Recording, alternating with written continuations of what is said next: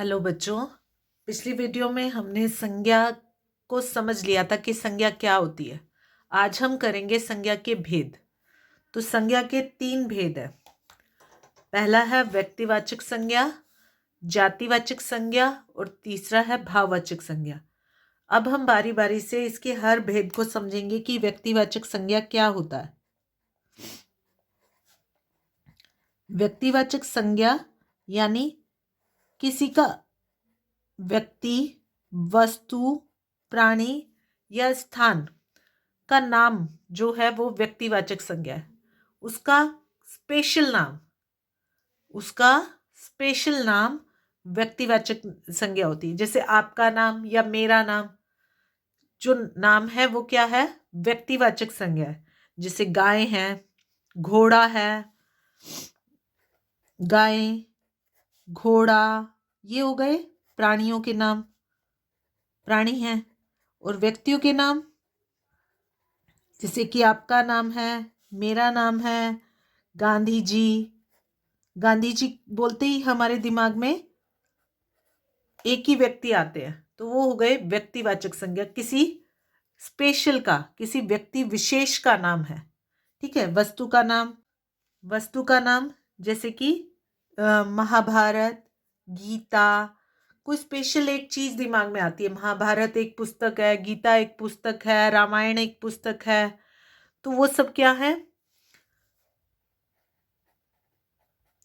वस्तुओं के नाम हो गए, स्पेशल नाम। एक ही पुस्तक को रामायण कहेंगे और एक अलग पुस्तक है उसका नाम महाभारत है। सब पुस्तकों के नाम ये नहीं होते हैं। और इसी तरह स्थान के नाम, ताजमहल, कुतुब मीनार, जो ये स्पेशल नाम है वो क्या है? व्यक्तिवाचक संज्ञा क्या है? अब संज्ञा का दूसरा भेद जो कि है जातिवाचक संज्ञा। अब हम करेंगे इसका दूसरा भेद जो कि है जातिवाचक संज्ञा। तो जातिवाचक संज्ञा क्या होती है उसको सीखना हमें।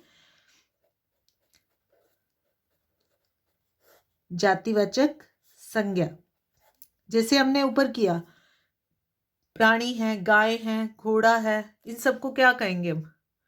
जानवर हैं। कबूतर है, चिड़िया है, तोता है, मैना है, इन सबको क्या कहेंगे? पक्षी। तो इनका जो पूरे एक समूह को जो नाम दे दिया हमने उसे हम क्या कहते हैं? जातिवाचक संज्ञा। जैसे कि व्यक्ति हैं, गांधी जी हैं, सरदार वल्लभ भाई पटेल हैं, ये सब क्या है?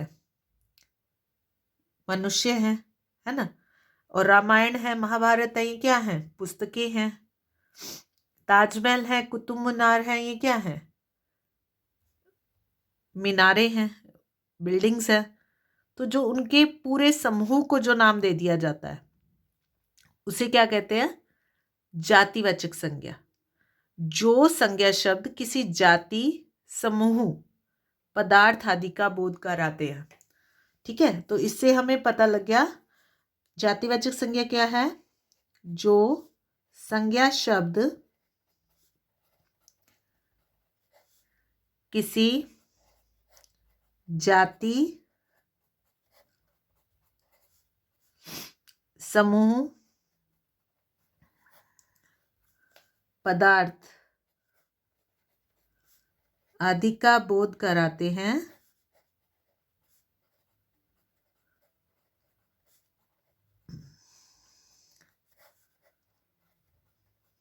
उसे जातिवाचक संज्ञा कहते हैं।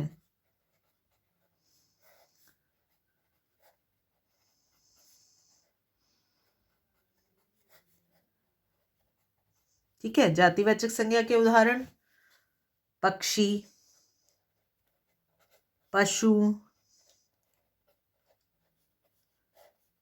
आदमी, पुस्तक, ये सब क्या है? जातिवाचक संज्ञा के उदाहरण है। अभी हमने व्यक्तिवाचक संज्ञा और जातिवाचक संज्ञा दोनों को समझ लिया है।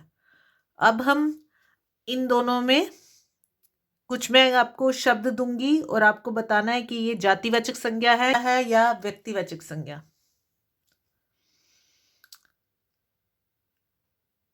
अगर आप किसी व्यक्ति का नाम समझे धनुष को तो ये व्यक्तिवाचक संज्ञा हो गया। और वैसे अगर हम किसी इस वस्तु की तरफ ध्यान दें कि धनुष नाम की एक वस्तु होती है जिससे बाण चलाया जाता है, तो धनुष बहुत सारे होते हैं, है ना, और सबको ही धनुष कहेंगे। तो धनुष क्या हो गया? जातिवाचक संज्ञा है। धनुष जातिवाचक संज्ञा है। सुभाष चंद्र बोस, बताइए। सुभाष चंद्र बोस,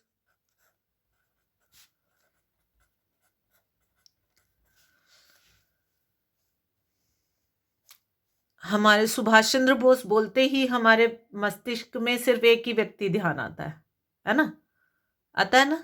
तो वो क्या हो गया? ये व्यक्तिवाचक संज्ञा।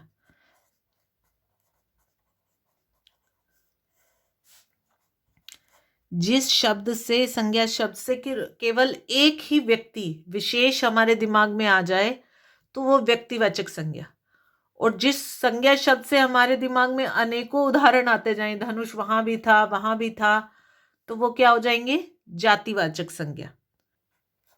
अब लंदन शब्द को सुन के आप बताइए, ये व्यक्तिवाचक है या जातिवाचक संज्ञा है?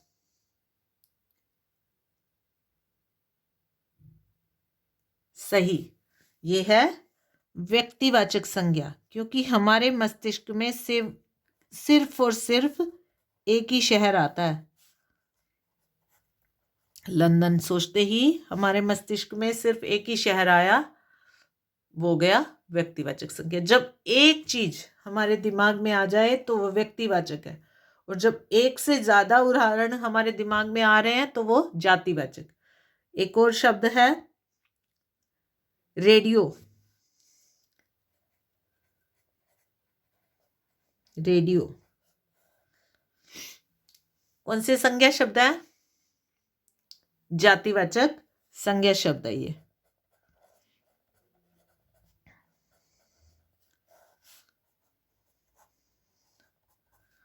ठीक है, तो आज हमने व्यक्तिवाचक संज्ञा और जातिवाचक संज्ञा को सीख लिया है। इसके साथ साथ हमारा तीसरा संज्ञा का भेद कौन सा है? भाववाचक संज्ञा, जिसे हमें किसी व्यक्ति या वस्तु के गुण दोष का पता चलता है, वो क्या होते हैं? भाववाचक संज्ञा। अब हमारा है संज्ञा का तीसरा भेद, भाववाचक संज्ञा।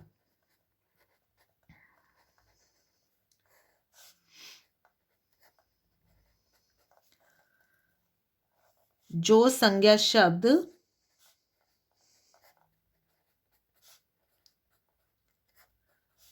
किसी व्यक्ति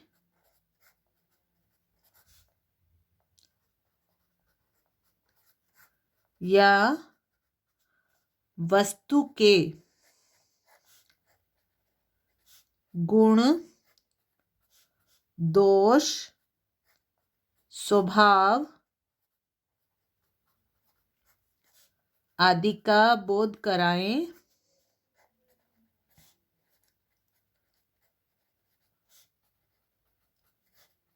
उसे भाववाचक संज्ञा कहते हैं।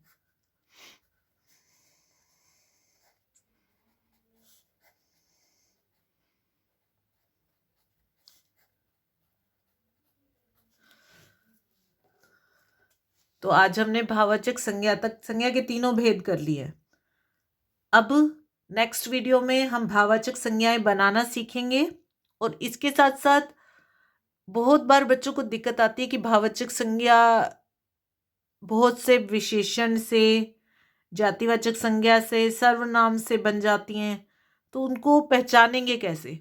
अगले वीडियो में हम ये सीखेंगे। Thank you.